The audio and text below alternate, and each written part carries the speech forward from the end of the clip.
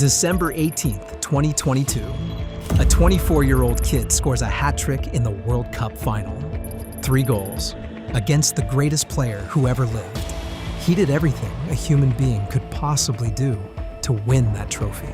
And he still lost. That night broke something inside him.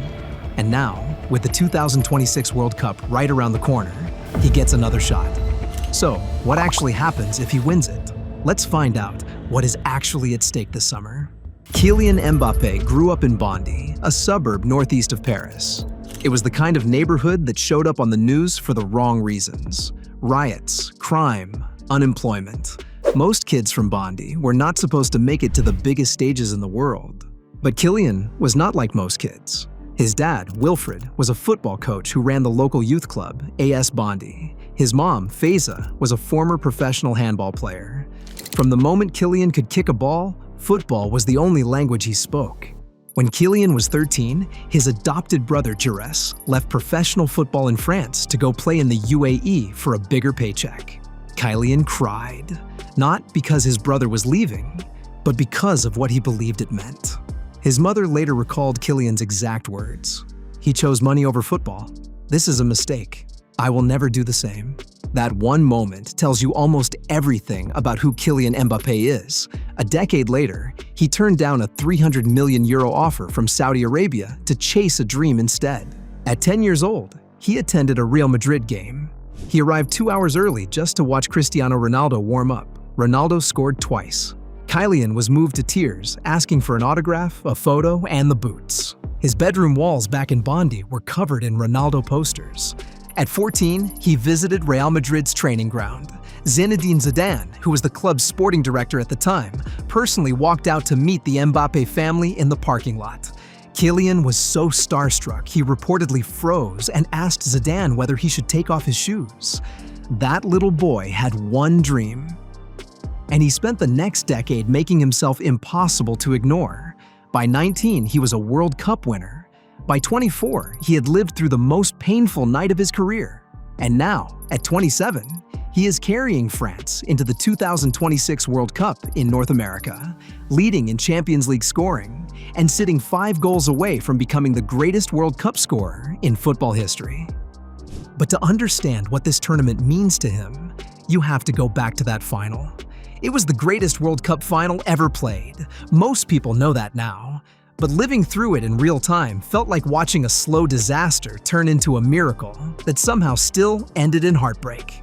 France was losing 2-0 at halftime. Mbappé had touched the ball just 11 times. He had 0 shots. France had 0 shots.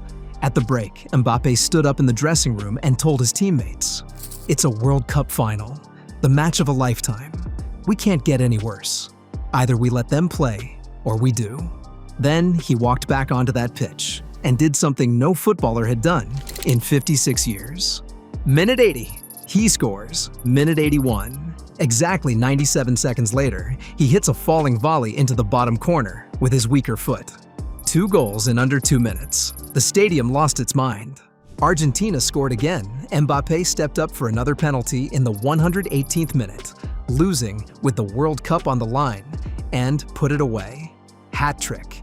He became only the second man in history to score a hat trick in a World Cup final. Geoff Hurst did it in 1966, but Hurst's goals won England the trophy. Mbappé's 3 goals still were not enough. France scored 3 goals in a World Cup final and lost. In the penalty shootout, 2 of his teammates missed. Argentina celebrated. Mbappé sat on the bench and pulled his jersey over his head so the cameras could not see his face.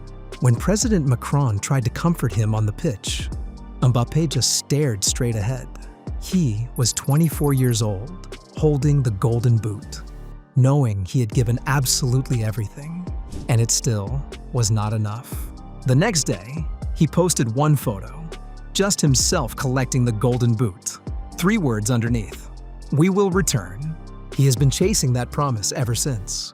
Most people assumed the PSG years were just glamour and big wages. The reality was far more complicated and far more painful.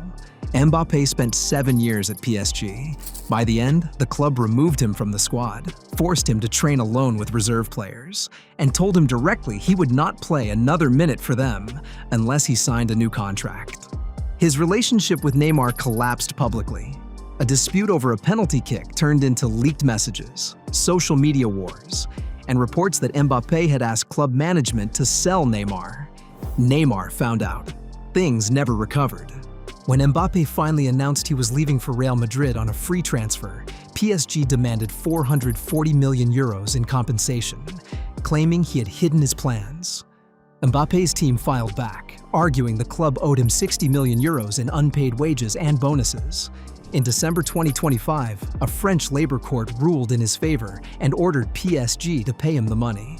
He walked away from the club that made him famous, carrying more scars than anyone saw on the surface. 80,000 fans packed the Bernabeu for his unveiling in July 2024. His voice shook when he spoke. "I've dreamt for many years of playing for Real Madrid, and today my dream is coming true." Then the season started, and it was rough. In his first 15 games, he scored just 7 goals. He was caught offside 17 times in his first 10 league matches. He missed big penalties. Reports came out suggesting he was struggling mentally. Didier Deschamps dropped him from the France squad twice. French journalists wrote that Mbappé was dealing with something deeper than just bad form. He denied depression publicly, but admitted it had been a complicated time. His coach, Ancelotti, said publicly, "I see him happy, calm, and grateful to be here." But the press would not let it go. Then, in January 2025, something shifted. He scored a hat trick against Valladolid, then another against Manchester City in the Champions League, then one in El Clasico. He finished his first Real Madrid season with 31 league goals, winning the top scorer award and breaking a record that had stood for 71 years. He scored more goals in his debut season than any Real Madrid player in the club's history. And yet, Real Madrid won nothing. PSG, the club he left, won the Champions League. The Ballon d'Or went to Ousmane Dembélé, who was Mbappé's former PSG teammate and the man who replaced him in many ways. Mbappé did not even attend the ceremony. He has individual trophies. He broke a 71-year-old record. He still has not won Europe's biggest prize, which brings everything back to one tournament, one moment. This summer, France enters the 2026 World Cup as one of the favorites. Antoine Griezmann retired from international football in 2024, which means Mbappé carries the attack almost entirely on his own. Deschamps, who is stepping down after this tournament, called Mbappé a true captain before the squad departed. Surrounding Mbappé is arguably the most talented French generation ever assembled.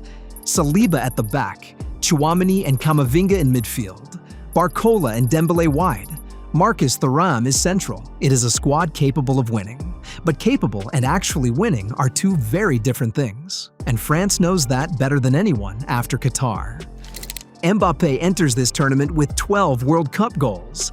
Miroslav Klose holds the all-time record with 16. 4 more goals spread across multiple matches, and Mbappé becomes the greatest World Cup scorer in the history of the game. He is 27 years old. He is in his prime. And unlike 2022, when he dragged a tired and injury-hit squad through the tournament almost alone, this French team is deeper and more balanced. Now here is the question that actually matters. What happens to his legacy if France win? In France, Zinedine Zidane is treated almost like a religious figure. He won the 1998 World Cup on home soil, scored twice in the final, and represents something deeply emotional for French football. Frank Leboeuf, who won that tournament with Zidane, said plainly, "Mbappé will never be thought of as highly as Zidane by the French people." That is a hard ceiling for any French player to break through. But 2 World Cup winners' medals, as captain, as top scorer, potentially as the greatest World Cup goal scorer in history, that changes the conversation entirely. And beyond France, there is the broader debate. Messi won the World Cup in 2022, and many consider it case closed. But if Mbappé wins in 2026, he will have 2 World Cup trophies to Messi's 1 and Ronaldo's 0. He will likely hold the all-time scoring record. He will have led his country to a back-to-back that nobody has achieved in 64 years. So, Here is the thing about Kylian Mbappé that statistics alone cannot capture. He grew up in a suburb where making it to the top was rare. He watched his idol leave football for money and decided he would never do the same. He scored a hat-trick in a World Cup final and sat on a bench crying under his shirt. He survived a public collapse at Real Madrid and came back to break a 71-year-old record. And he is still only 27. He told L'Équipe once, "If I didn't have this passion, the football world would have disgusted me a long time ago." That passion is why this summer matters so much. Not just for the record books, not just for the GOAT debate, but for the boy from Bondy who cried meeting Ronaldo at age 10, who chose a dream over 300 million euros, who posted 3 words after the most painful night of his career, and meant every single one of them. We will return. The question is whether this time it will be enough. Share your thoughts on it in the comments below.